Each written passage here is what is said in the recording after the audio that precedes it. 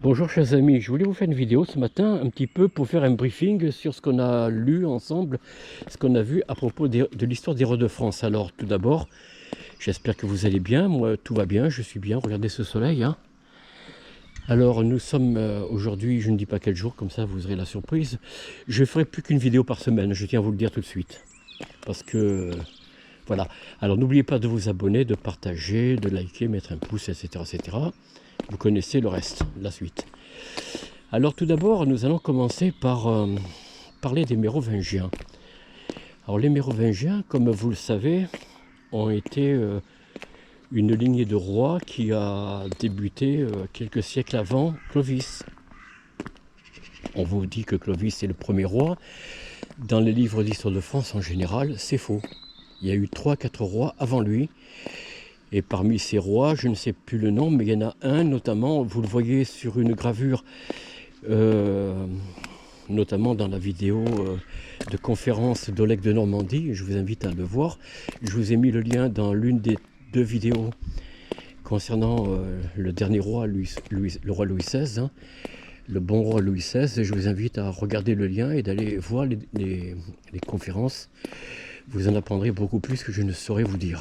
Ceci dit, ce premier roi donc qui a été le roi par excellence gaulois donc et Clovis bon viendra quelques 2 ou 3 siècles plus tard à peu près, je crois hein, il me semble, ou un siècle plus tard, viendra prendre de la place. Alors Clovis, comme vous le verrez comme vous pouvez le voir lors d'une découverte des tombes de Saint-Dizier. Saint-Dizier, vous savez, c'est du côté de, je ne sais plus où c'est d'ailleurs, hein, dans le nord je crois. Saint-Dizier, vous avez les tombes des rois, notamment mérovingiens, et de quelques tombes gauloises, de Gaulois.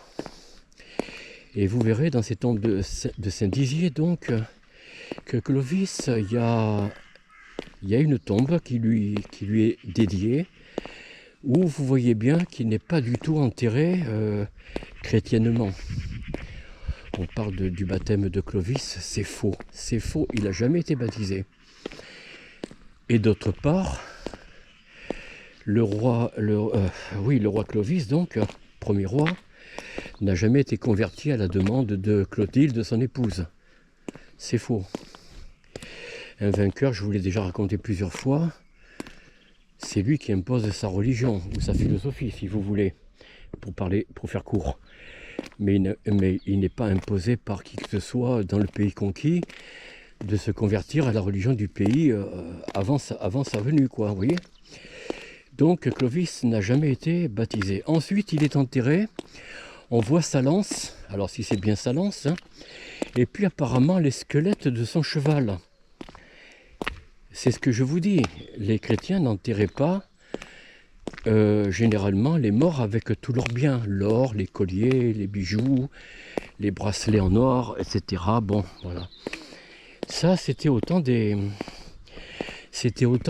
Mérovingiens, enfin des Gaulois notamment, et des Mérovingiens bien sûr, les premiers rois de France, hein, avant les, oh là là là là, avant les Carolingiens donc. Ils enterraient les morts avec tous leurs biens, qui étaient leur propriété d'ailleurs. Donc, les Mérovingiens ne voulaient pas troquer avec de l'or ou de l'argent. D'ailleurs, l'or existait, mais il était surtout utilisé pour construire des monuments, comment dire, je sais pas, des monuments, des maisons, des bâtiments royaux ou autres, princiers, mais n'étaient pas du tout utilisés, sauf pour les seigneurs où il y avait une ou deux monnaies d'ailleurs que vous pouvez voir à Saint-Dizier. Hein. Moi je vous invite à soit partir en visite ou aller voir les archives de Saint-Dizier, quoi. Vous verrez, vous en apprendrez beaucoup plus. Mais je vous invite à visionner les deux conférences d'Oleg de Normandie, dont je vous ai mis la première partie en lien dans l'une des vidéos, je crois la première, concernant la vie du roi Louis XVI. Il suffit que vous descendez sur sur la chaîne, vous verrez les vidéos et vous verrez la première vidéo du roi Louis XVI. J'ai mis en lien, enfin voilà, j'ai mis le lien de cette vidéo. Bien. Alors, autant des rois carolingiens, donc, la religion, c'était la religion d'Odin, l'odinisme. L'église était présente, il y avait même une deuxième religion que, bon, on va pas citer, hein, mais vous comprenez de qui je parle, c'était pas les musulmans. Hein. Donc, la religion, c'était la religion d'Odin, et la religion chrétienne qui commençait à être présente sur le territoire gaulois, donc gaulois post-romain, hein, c'est-à-dire la Gaule, il y a la Gaule, oh là là là, la Gaule celtique, la Gaule romaine, et la Gaule gauloise. Non, pas, je sais plus le nom, enfin je ne me rappelle plus. Bon, alors, autant de ces rois, il n'y avait pas de financiarisation chez le peuple. Vous voyez, le peuple de France, de Paris notamment, n'avait pas de monnaie d'échange pour acheter un poulet, une volaille, ce que vous voulez, des œufs, bon bref. Ça se faisait par valeur au poids de tel ou tel produit, quoi. Animal, végétal ou autre. Mais surtout pas, il n'y avait pas de monnaie d'argent comme aujourd'hui. On parlera plus tard de la financiarisation. Donc c'était des dirigeants qui vivaient de manière définanciarisée pour pas justement créer l'envie du peuple et de ne pas éveiller, on va dire, des rancunes, des haines, des bagarres, enfin voilà. Donc ça fait que le peuple vivait à peu près en paix, dans la tranquillité. Alors, donc les rois mérovingiens étaient bienveillants jusqu'à qu'ils se fassent chasser du trône par les Pépinides, hein, les ancêtres de Charlemagne, donc Pépin le Bref, et avant lui, je ne sais plus lequel, enfin bref, Charles Martel, je crois. Charles Martel qui n'a pas arrêté les Arabes à Poitiers, contrairement à ce qu'on nous raconte. Au contraire, il s'est servi des musulmans de Cordoue pour arrêter, voire stopper la descente des gens du Nord, les Celtes. Les Celtes qui étaient plutôt des gens de Bretagne, de Normandie, bon bref. Et c'est là la tenaille. Alors Oleg de Normandie vous parle aussi, mais là c'est plus tard, c'est au temps des Carolingiens. Il vous parle de la bataille de Roncevaux, mais là aussi, il y a une légende qui fait croire que je ne sais plus quel chevalier, il se fait tuer, et puis il a fait une chanson, voilà, bon bref, c'est faux. Enfin bref, il a appelé au secours tout simplement. Alors, je reste sur les Mérovingiens, bien sûr, qui eux, vivaient pas de financiarisation, comme je vous l'ai dit, hein. Et vivaient dans la paix, la justice, la tranquillité. Et la religion principale était la religion d'Odin, l'odinisme. Et cette religion de justice, de paix, hein, autant que possible, bien sûr. Je vous rappellerai qu'au temps des Carolingiens, au temps des Mérovingiens, pardon, il n'y avait pas de guerre, pratiquement. Il n'y avait pas de guerre. Les guerres vont commencer à se multiplier avec les Bourbons, bien sûr, mais aussi avec les Carolingiens, ça commence par là. Charlemagne qui n'arrêtait pas de se battre pour conquérir et surtout, comment dire, asservir tous les peuples jusqu'à l'Angleterre, hein, et d'autres pays du Nord notamment, pour les faire convertir de force à la religion chrétienne. Et alors, c'est sous Charlemagne, je crois, ou peut-être même sous Pépin le Bref, hein, il me semble, Charles Martel, ils vendront les esclaves. Donc les esclaves, c'est les Blancs, les Français, d'où la traite des Blanches, hein, viendront se greffer donc les musulmans de Cordoue, le calife, je ne sais plus le nom, un Omeyyade, je crois, de la tribu Omeyyade, vient acheter des Blancs, alors de tout, hein, des vieillards, des jeunes, des enfants, des filles, des garçons, bon bref, et des hommes bien portants, robustes, pour faire le boulot que personne ne veut faire, quoi. Voilà. Alors, les deux vidéos de conférence d'Oleg de Normandie, je ne cesserai de faire là. D'ailleurs, je pense que je remettrai le lien. Traitent en profondeur des berserkers, hein, c'est ça, des berserkers, qui sont en fait les Celtes. Les Celtes qui se battent, les 30, je crois qu'on les appelle les 30, je ne sais pas pourquoi, Oleg vous l'explique lui, les 30 qui se battent contre les envahisseurs esclavagistes. Mais ça c'est au temps de Charlemagne. Alors on arrive à la période des Carolingiens. Alors au temps des Mérovingiens, il y avait rien n'était financiarisé, il n'y avait donc pas une financiarisation dans le peuple hein, qui s'échangeait les produits comme je vous l'ai dit. Hein. Et seuls les seigneurs avaient quelques pièces de monnaie à leur effigie généralement. Mais enfin, c'est de la monnaie qui s'échangeait entre eux. Et c'était pas forcément de l'or. Hein. Enfin, je pense que si, mais bon. Mais au temps des Mérovingiens, bon, au temps des Carolingiens, lorsque je ne sais pas le nom de ce futur roi, avant Charlemagne, Carloman, je crois, Carloman. Voilà. Carloman chassera le dernier roi mérovingien et prendra sa place. Là, ils commenceront à placer l'église au cœur du village, j'allais dire. Hein. Voilà, ils mettront la religion chrétienne dans le cœur des institutions monarchiques. Enfin, institutions. Disons dans les, dans les libelles, pas les libelles, mais enfin bref, dans les lois, quoi. Voilà, ils mettront l'église au cœur du village. Et le premier roi empereur qui sera bien sûr sacré par le pape, hein, ce sera bien sûr, ou l'archevêque, ou le cardinal, ce sera Charlemagne lui-même. Mais Carloman, non. Non, Carloman est venu après Charlemagne, je crois. Je ne sais plus. Enfin, vous l'avez dans l'histoire des rois. Hein. Vous me corrigerez si je me trompe. Hein. Alors, au temps de Charlemagne, et là, je vous invite à écouter les vidéos d'Oleg de Normandie sur sa conférence qu'il a faite, je crois que c'est en 2024, il me semble. Hein.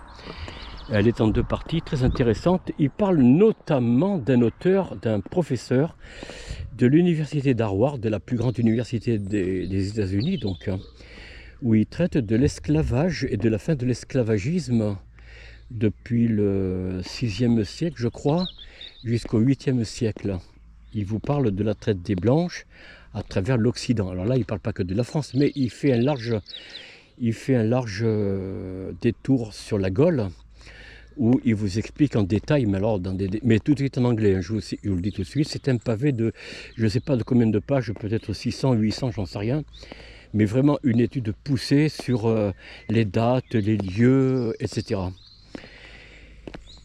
Alors, je vous ai parlé tout à l'heure, excusez-moi, je fais un retour un peu en arrière, de Clovis. Clovis a été enterré avec une lance, et nous le voyons dans sa tombe, oui, enfin, sa tombe qui a été découverte il y a quelque temps, déjà, 2-3 ans, je crois, à Saint-Dizier. Saint-Dizier, c'est chez nous, c'est en France, hein, je vous le dis tout de suite. Alors, Saint-Dizier avec un Z, hein, Dizier, Saint-Dizier. Vous avez des tombes qui ont été découvertes sur les Gaulois, les Mérovingiens notamment, les rois mérovingiens, et quelques éléments de la cour peut-être, hein, ou du peuple. Vous voyez quelques tombes.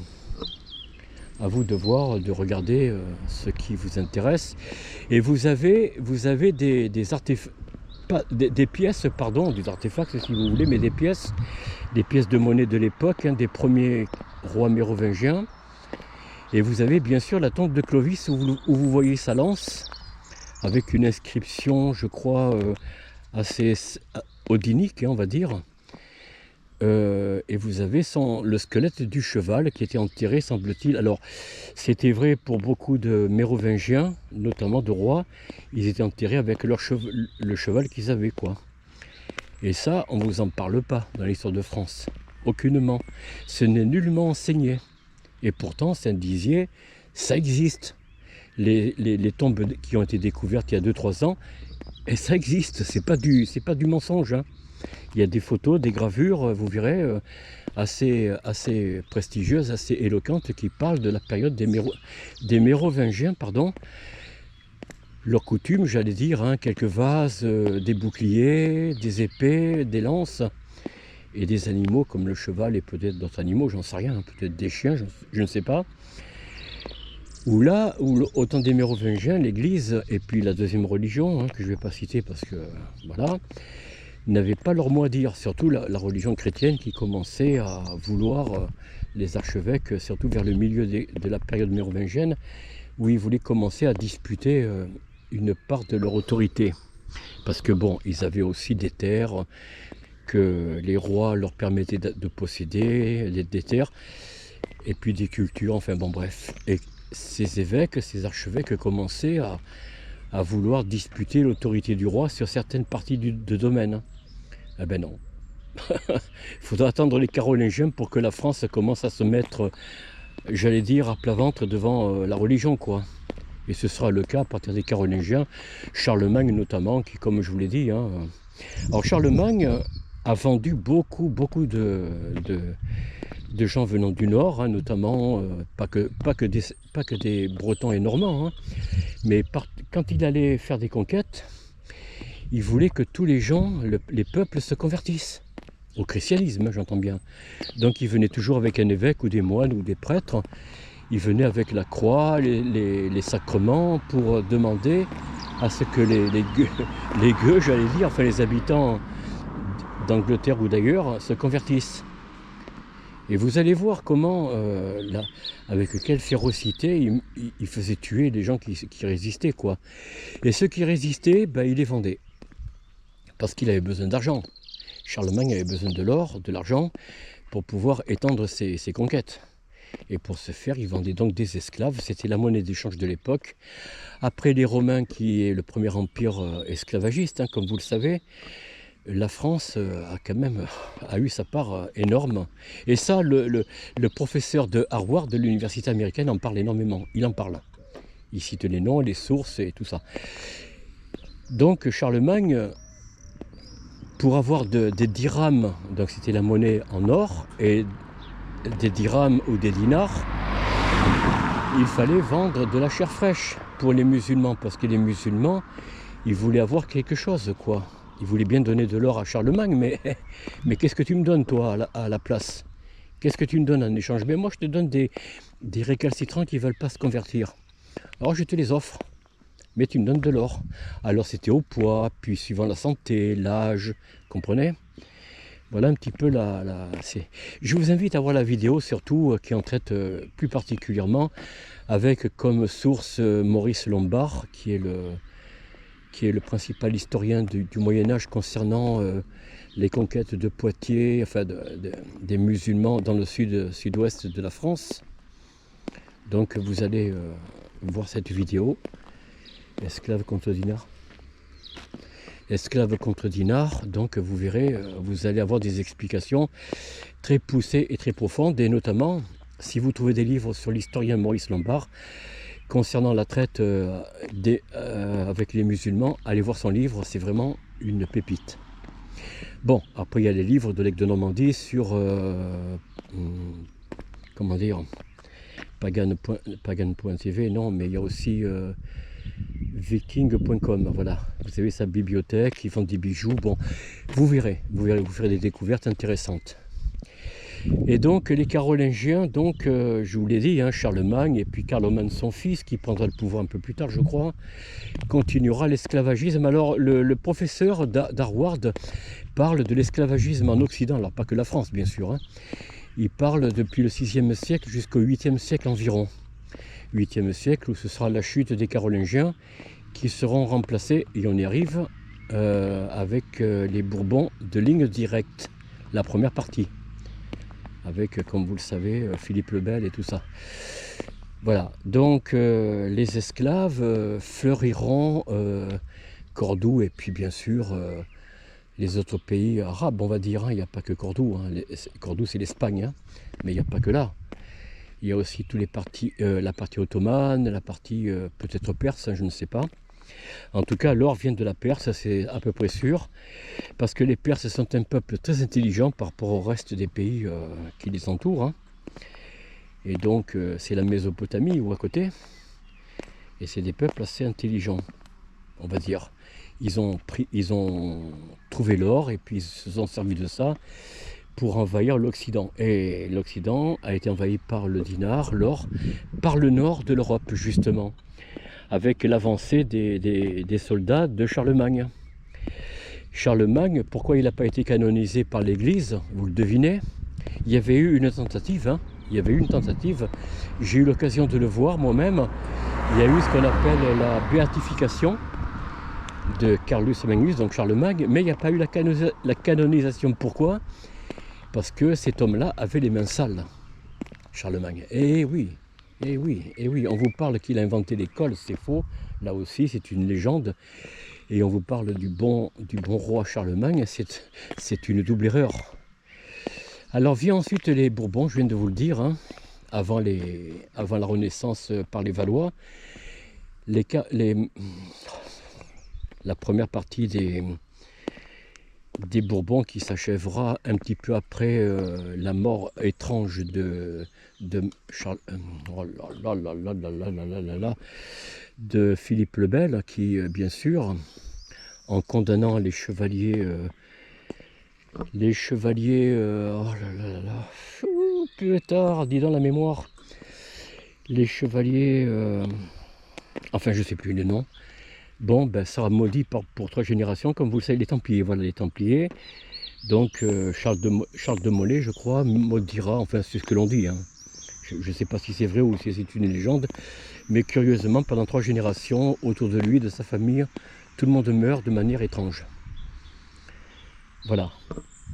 Alors, vient ensuite la Renaissance. Alors la Renaissance, c'est surtout, le point central de la Renaissance, c'est François Ier. Mais il n'y a pas eu que lui. Hein. C'était l'époque aussi de, comment il s'appelle, l'auteur de la Joconde, de Vinci. Hein.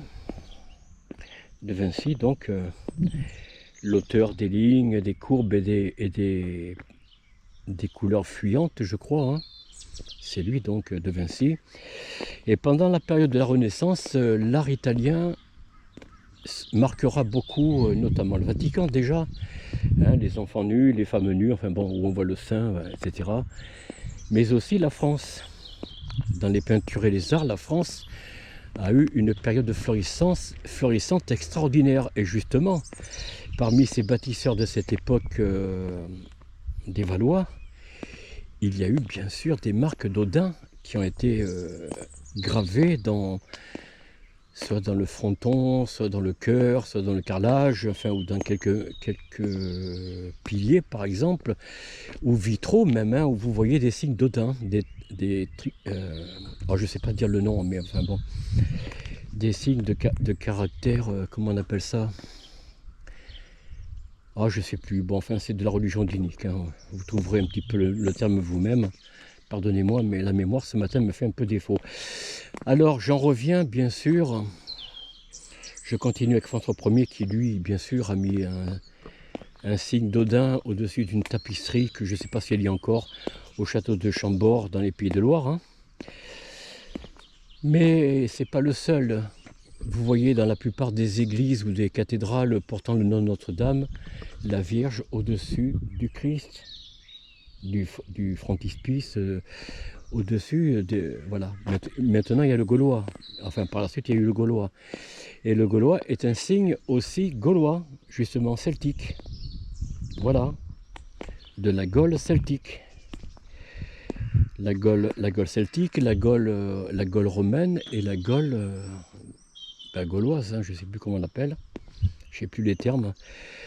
Mais en tout cas, le coq, pardon, c'est le signe de Pierre qui a renié 3 fois Jésus, hein, comme vous le savez, enfin pour les chrétiens. Mais c'est aussi un signe gaulois, un signe celte, le coq. Ce n'est pas un signe religieux. Et la plupart des églises Notre-Dame portent la Vierge au-dessus du Christ. Alors que dans les églises qui ont été construites par la suite, hein, le Vatican notamment, c'est plutôt Jésus qui est au-dessus de la Vierge, sa mère. Vous voyez un petit peu? Vous voyez? Donc la Vierge, c'est Freya. Bon, les chrétiens l'appellent Marie, mais en fait c'est Freya. Donc c'est un signe d'Odin, odinique. Ces églises qui ont la Vierge au-dessus du clocher, bon il y a le coq, mais juste en dessous du coq, il y a la Vierge. Ou alors c'est la Vierge qui est au-dessus à la place du coq. Pour les plus anciennes, notamment les églises pas romanes, mais avant. Bon, ben voilà, vous comprenez. Maintenant, voilà. Alors, les Valois, ben, vous avez des bâtisseurs, hein, les bâtisseurs qui ont gravé sur la pierre un livre vivant. Hein, les pierres, c'est des livres vivants. ils ont marqué le passage de leur religion. Et je vous signale que la plupart des rois, même des rois mérovingiens qui se sont convertis, au fond de leur cœur, ils étaient celtes, ils étaient odiniques. Ils étaient odiniques, vous comprenez? Et même Louis XIV, un peu plus tard, et pas que Louis XIV, dans l'entrée de son château de Versailles, sur le parterre, le parvis si vous voulez, vous avez des carrelages en forme d'un signe justement d'Odin. Qu'est-ce qu'il y a ?